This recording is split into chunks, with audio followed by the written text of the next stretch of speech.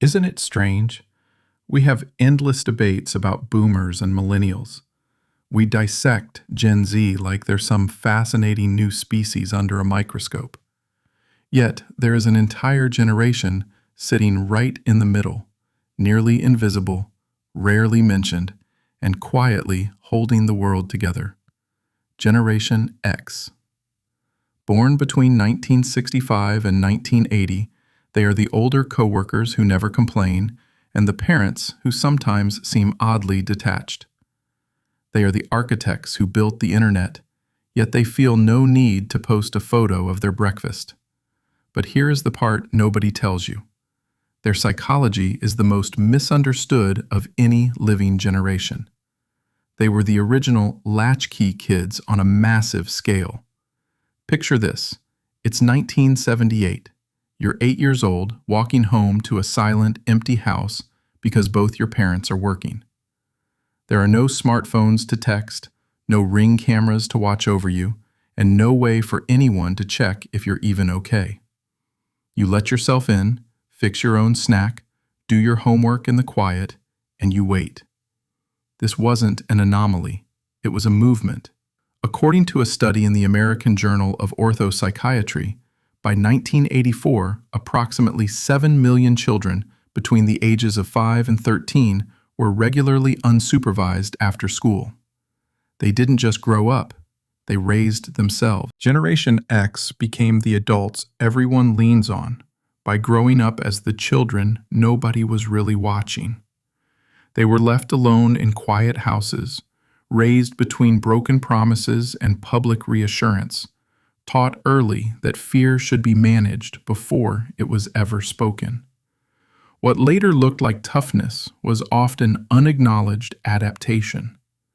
What looked like detachment was usually emotional discipline built under pressure. They learned to function before they learned to explain themselves. And because they survived by needing less, they became the generation others trust most while understanding least. The strongest people in the room were shaped by absence.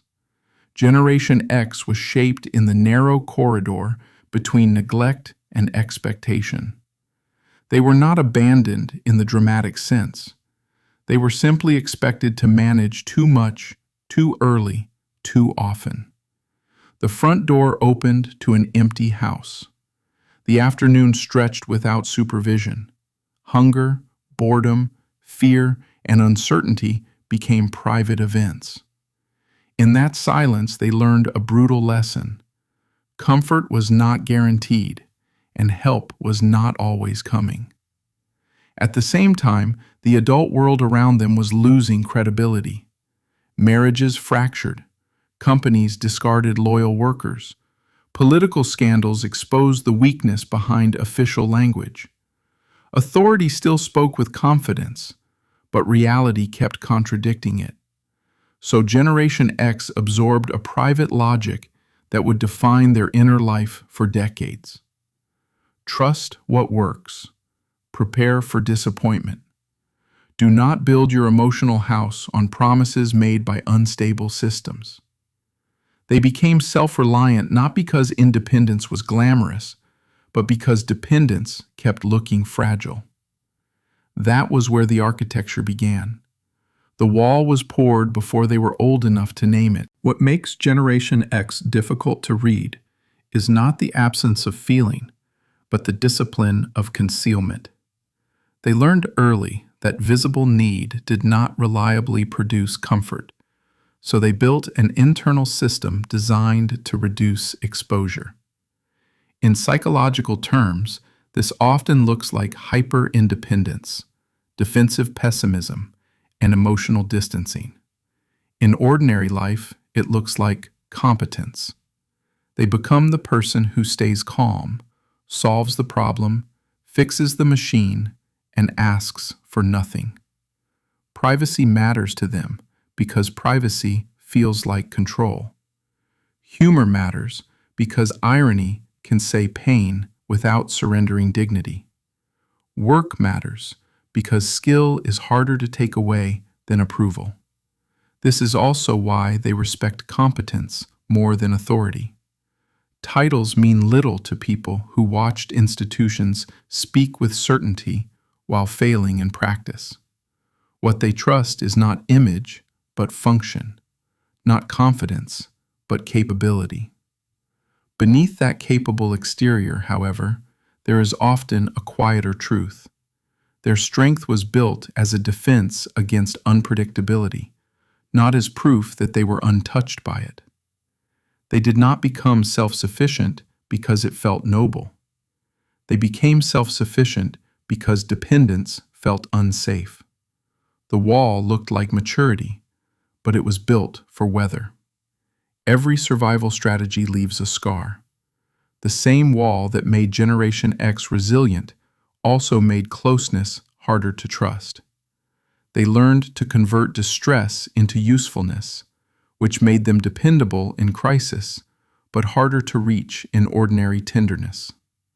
They will carry the groceries, solve the emergency, stay late, fix what is broken, and never mention the cost. But when pain cannot be repaired through action, many of them become quiet. Not because they do not feel deeply, but because they were trained to believe that uncontained feeling becomes a burden. This is the shadow at the center of their strength. They often offer love through labor and loyalty, while withholding the language that would make that love visible. What looks like distance is often protection. What looks like calm is sometimes compression. The wall did not erase feeling. It taught feeling to stand still. Generation X became a bridge without ever being asked whether they wanted the job. They stood between two worlds, an analog childhood and a digital adulthood, old institutional certainty and modern institutional collapse, emotional restraint and emotional exposure.